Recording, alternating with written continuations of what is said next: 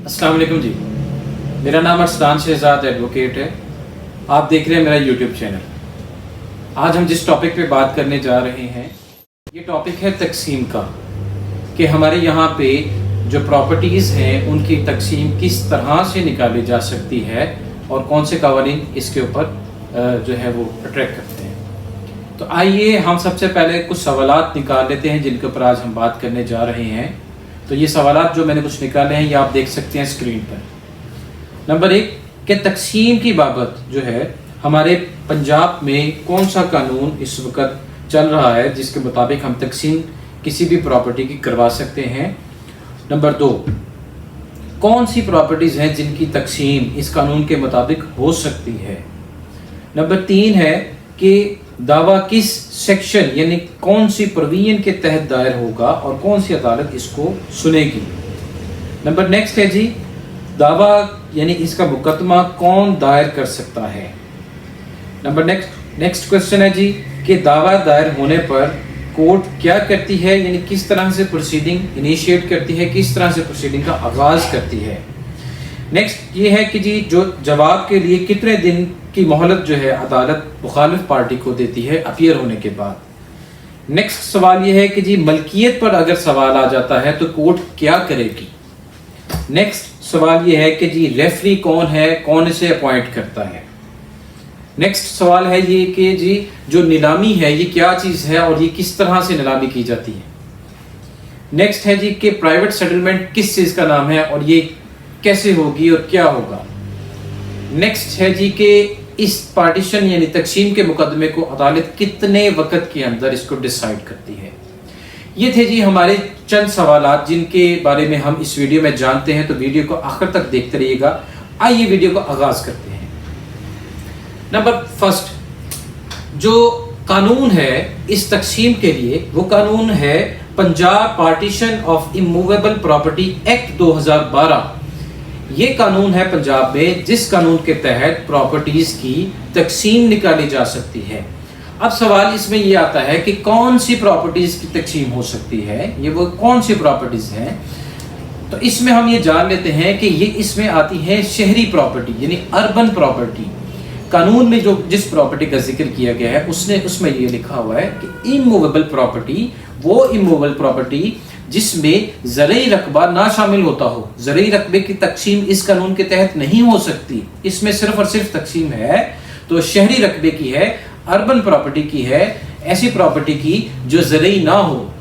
तो ये इसके बाद हमारा सवाल था जी कि दावा कौन सी प्रोविजन के तहत दायर किया जा सकता है, उसको सुनने का अख्तियार कौन सी कोर्ट के पास है।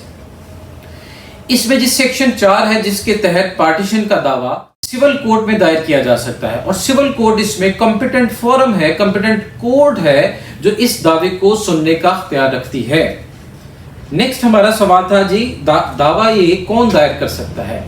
तो इसमें ये जो पार्टीशन का मुकदमा है ये सिर्फ और सिर्फ वो बंदा दायर कर सकता है जो उस यानी जो किसी भी प्रॉपर्टी में, किसी भी अर्बन प्रॉपर्टी में जो कि किसी तरह से भी एग्रीकल्चरल ना हो, उस प्रॉपर्टी में किसी ना किसी को शेयर के साथ ऑनरशिप का टाइटल रखता हो।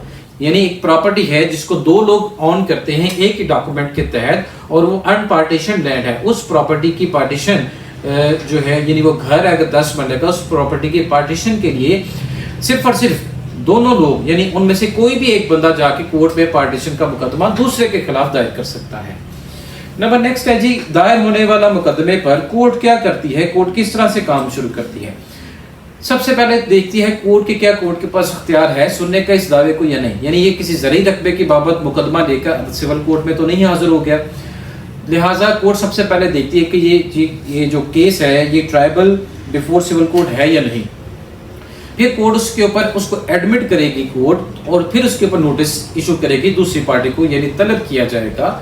और इसी दौरान अगर ये कोई नंबर 1 फरीक अगर कोर्ट से स्टे ऑर्डर की रिक्वेस्ट करता है रेलिवेंट पिटीशन के जरिए तो कोर्ट उसमें टेम्परेरी स्टे भी ग्रांट कर सकती है। अच्छा, इसमें कोर्ट ने जब सूट को एडमिट करना है, नोटिस यानी प्लेंट को एडमिट करते हुए सूट में नोटिस इशू करने हैं दूसरी पार्टी को, तो नोटिस का एक तरतीब है जिसमें कोर्ट नोटिस इशू करती है, चस्पांदगी होती है, पब्लिकेशन है, इलेक्ट्रॉनिक मीडिया में भी हो सकता है, यानी ये सारे मोड कोर्ट अडॉप्ट कर सकती है। इसके बाद अगर वो ऑपोजिट पार्टी नहीं अगर आती, यानी दूसरा को शेयर कोर्ट में नहीं हाजिर होता, तो कोर्ट उसके खिलाफ एक्स पार्टी प्रोसीडिंग इनिशिएट कर सकती है। मजीद ये कि अगर तो वो कोर्ट में हाजिर हो जाता है तो कोर्ट फिर उससे जवाब दावे के लिए ऑर्डर करेगी कि वो अपना जवाब दावा जमा करवाए, जो भी उसके साथ कनेक्टिंग डॉक्यूमेंट है वो उसके साथ लगाए और अपना जवाब दावा जमा करवाए। जवाब दावे का इस कानून के मुताबिक अदालत दूसरी पार्टी को 30 दिन का वक्त दे सकती है।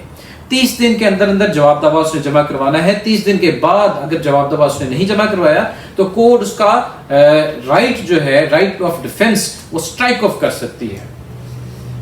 नेक्स्ट पे जी ये सवाल था जी, अगर मलकियत पे सवाल आ जाए तो कोर्ट क्या करेगी।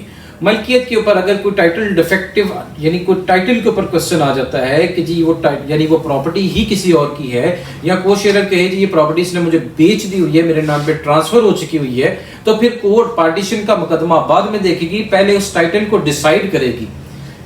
नेक्स्ट है जी कि रेफरी कौन है, इसे कौन अपॉइंट करेगा।